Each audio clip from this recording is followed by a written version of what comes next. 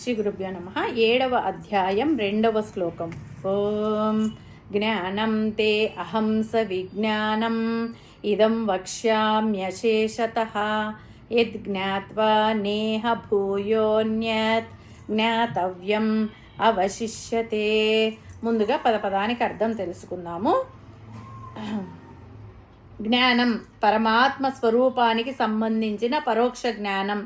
తే అహం నీకు నేను, సవిజ్ఞానం విజ్ఞానముతో కూడిన, ఇదం ఈ విషయమును, వక్ష్యామి చెబుతున్నాను, అశేషతః సంపూర్ణంగా ఏమీ మిగిల్చకుండగా, యజ్ఞాత్వా దేనిని తెలుసుకున్న తర్వాత, నా ఇహ ఈ లోకంలో, భూయః మరల, అన్యత్ వేరేది, జ్ఞాతవ్యం తెలుసుకోవలసినది, అవశిష్యతే మిగిలి ఉండదు.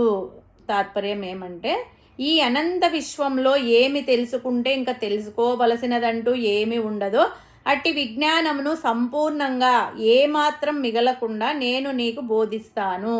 భక్తునిపై భగవంతునికి ఎంత కరుణ గలదో ఈ శ్లోకం తెలియజేస్తుంది. భక్తుడగు అర్జునునికి భగవంతుడు విజ్ఞాన సహితంగా జ్ఞానము ఉపదేశించబోచున్నారు. ప్రపంచంలో తెలుసుకోవలసిన విషయాలు కోకొల్లలుగా ఉన్నాయి.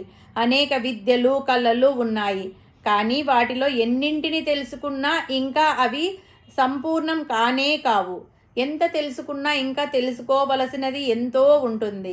కానీ భగవంతుని గూర్చి తెలుసుకుంటే ఇంకా తెలుసుకోవలసినది ఏమీ మిగలదు. భగవంతుని గూర్చిన జ్ఞానమును అనుభవపూర్వకంగా పొందితే సమస్తమును తెలుసుకున్నట్లే అవుతుంది. ఏదైతే సకల శాస్త్రాల సారమో అట్టి ఆత్మతత్వము తెలుసుకుంటే చాలు. ఇంకా తెలుసుకోవలసినది ఏమీ ఉండదు.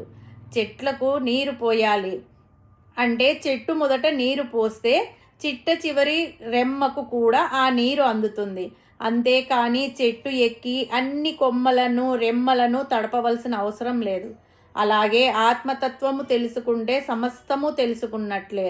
కుమారస్వామి ప్రపంచమంతా ప్రదక్షిణ చేసి వచ్చాడు.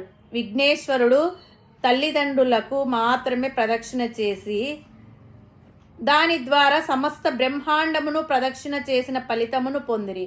అట్లాగే ఒక్క బ్రహ్మ విద్యను నేర్చుకుంటే సమస్త విద్యలను నేర్చుకున్నట్లే. ఎందుకంటే మానవుని ఆయుష్ 100 సంవత్సరాలు అనుకుంటే అందులో సగం నిద్రలోనే పోతుంది. మిగిలింది 50 ఏండ్లు. అందులో ఉదరపోషణ కోసం 30 ఏళ్ల కాలం గడిచిపోతుంది. ఇతర వ్యాపకాలతో మరో 10 ఏళ్ల కాలం గడిచిపోతుంది. మిగిలింది 10 ఏళ్ళు. ఈ 10 ఏళ్లలో ఎన్ని సంవత్సరాలు గ్రంథాలు చదువుతాడు, ఎంత జ్ఞానం వస్తుంది. కాబట్టి ధ్యాన యోగం చేస్తే ఆత్మతత్వం అర్థమవుతుంది. ఆత్మతత్వం అర్థమైతే సమస్త శాస్త్ర జ్ఞానము కలిగినట్లే అని పరమాత్మ ఇక్కడ స్పష్టం చేశాడు. ఈ శ్లోకంలో జ్ఞానం విజ్ఞానం అనే 2 పదాలు చెప్పబడ్డాయి. జ్ఞానం అంటే వేదాలు శాస్త్రాలు చదివినందువలన కలిగే జ్ఞానము. గురువుముఖత నేర్చుకున్న జ్ఞానము అంటే సగుణ ప్రధానమైనది. నేను వేరు దేవుడు వేరు అనే భావన. దేవాలయానికి వెళ్ళి దేవుని పూజిస్తున్నాను అనే భావన. దీన్ని భేద భావన అంటారు. విజ్ఞానం అంటే పరమాత్మ గురించిన అనుభవ జ్ఞానం. అంటే నిర్గుణ ప్రధానం, నేనే ఆత్మస్వరూపుడను అనే స్థితి. దేవుడు ఎక్కడో లేడు, నాలోనే ఉన్నాడు, ఆత్మస్వరూపుడిగా ఉన్నాడనే భావన. దీనినే అభేద భావన అంటారు. నాకు పరమాత్మకు భేదం లేదు అనే భావన. పరమాత్మను ఎలా తెలుసుకోవాలి, దుఃఖం ఎలా పోగొట్టుకోవాలి, పరమశాంతి సుఖం ఎలా కలుగుతాయి, ఇవన్నీ ఏం చేస్తే సాధ్యమవుతాయి అనే విషయాలు విజ్ఞాన సంబంధమైనవి. ఓ అర్జున, ఈ విషయాలన్నీ నీకు అశేషతః అంటే ఏమీ శేషం లేకుండా, మిగులు లేకుండా చెబుతాను, కూలంకుషంగా చెబుతాను అని అంటున్నాడు పరమాత్మ. ఇప్పుడు మనకు సందేహం రావచ్చు. ఇవన్నీ తెలుసుకుంటే నాకేం లాభం అని మీరు అనుకోవచ్చు. జీవుడు తరించాలంటే జ్ఞానం విజ్ఞానం 2 కావాలి. వాటి వలన ఆధ్యాత్మిక జ్ఞానం వస్తుంది. ఆధ్యాత్మిక జ్ఞానం వలన పరమాత్మను తెలుసుకోవచ్చు. పరమాత్మను తెలుసుకుంటే సమస్తము తెలుస్తాయి. అన్నింటిలో పరమాత్మను చూస్తాడు.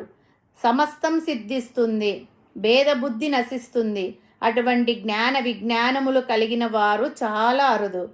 ఈ శ్లోకం ద్వారా మనము నేర్చుకోవలసినది ఏమిటి అంటే, అత్యున్నతమైన సత్యాన్ని అంటే దైవత్వాన్ని పొందినవాడు ప్రపంచంలో అశాశ్వతమైన విషయాల వెనక పరిగెత్తడు. ఎందుకంటే అతనికి మూలం దొరికిపోయింది కాబట్టి. హరి ఓం తస్సత్.